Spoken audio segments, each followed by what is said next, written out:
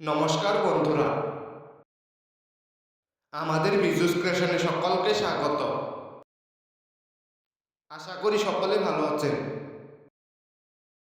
বন্ধুরা, আজ আমরা আপনাদের মাঝে একটি সুন্দর কাহিনী শেয়ার করতে চলেছি।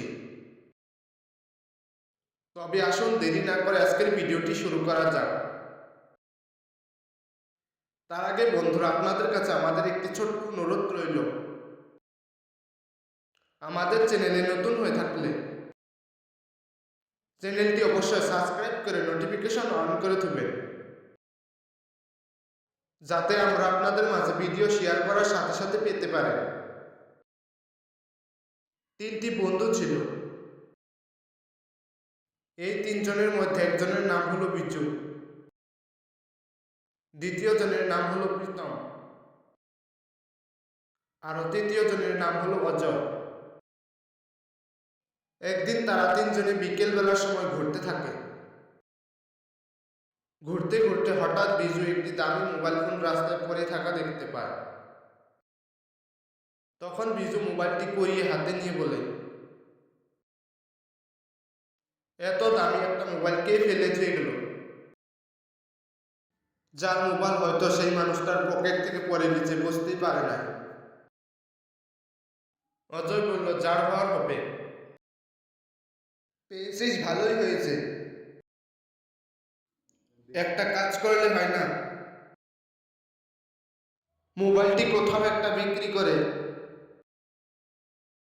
যতখানি টাকা পাবো আমরা তিনজনে ভাগিয়ে নিই। প্রীতম বলল, এটাই ভালো হবে। বিজু বলল, না না, এমনি করা একদম উচিত হবে না, যার মোবাইল তাকে ফেরত দেওয়া ভালো। বিজুর কথা শুনে তারা দুজনে তখন বিজুর উপরে প্রচন্ড রেগে বিজুকে খুব খারাপ করে মেরে মোবাইলটি তার হাত থেকে ছিনিয়ে নিয়ে একটি মোবাইলের দোকানে বিক্রি করতে যায়।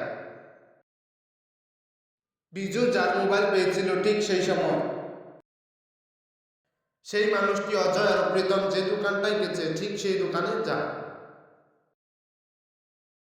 তখন মানুষটি তাদের কাছে থাকা মোবাইলটি দেখে চিনতে পেরে তাদের দুজনকে ভালো করে জিজ্ঞাসা করে, এই মোবাইলটি কোথা থেকে পেয়েছো? কিন্তু দুজনের কেউই সত্যি কথা আর বলে না। কিছুক্ষণ পর পুলিশের ভয় দেখানোর পরে সম্পূর্ণ সত্যি কথা বলে দেয়। মানুষটি তাদের দুজনের মুখ থেকে সত্যি কথা শোনার পর বলে, তোমরা একজন নিষ্পাপ ছেলেকে মেরেছো, তোমাদের উচিত শাস্তি দিতে লাগে, যাতে কোনোদিন আর এরকম ধরনের নোংরা কাজ কারোর সাথে করতে না পারো। সেই জন্য কখনো বেশি লোভ করতে নেই। নিজের যা আছে তাতেই সন্তুষ্ট থাকা উচিত। বিজুর কথা তারা দুজনে শুনলে আজ এরকম একটা পরিস্থিতিতে পড়তো না। ধন্যবাদ ভিডিওটি প্রথম থেকে শেষ পর্যন্ত দেখার জন্য। ভিডিওটি ভালো লেগে থাকলে ভিডিওটিতে একটি লাইক দিয়ে আমাদের পাশে থাকবেন।